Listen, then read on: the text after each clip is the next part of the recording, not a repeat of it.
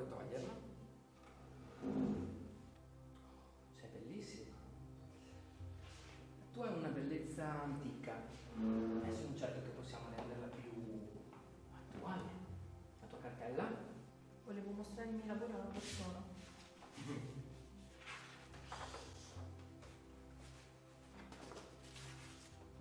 Cacca.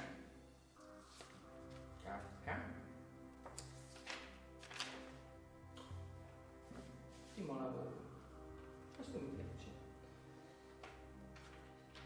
I crani, i cadaveri. Preferisci un'arte particolare? Non so se è arte, però mi piace. Ti dirò quel che penso. Un giorno, mentre ero nella vasca da bagno, ho capito che ero destinato alla gloria. La gente crede molto alle apparenze. Oh, questo è bello, questo è brutto, acqua passata. Io ora faccio ciò che per gli altri è soltanto un sogno. Creo l'arte e qualcuno non muore. Chiaro? Sono il primo vero artista omicida del mondo.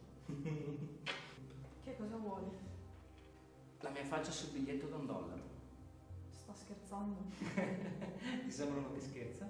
No. Ascolta, noi non dobbiamo paragonarci alla gente comune. Noi siamo artisti. Vorrei invitarti ad ammirare il mio pezzo. Bob, Alicia.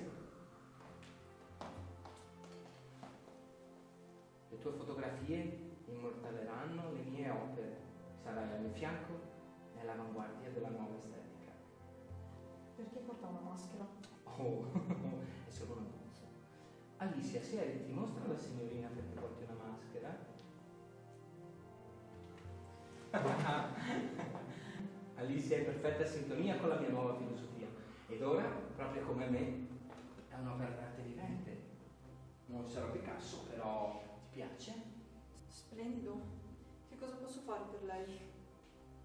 Potresti accennare una canzone o un passo di danza, la testa di Batman su una lancia. A proposito, che cosa sai di... Non so niente di Batman. Davvero, un piccolo tête-à-tête? Lei è pazzo. Pazzo? Credevo di essere dei pesci. Ah!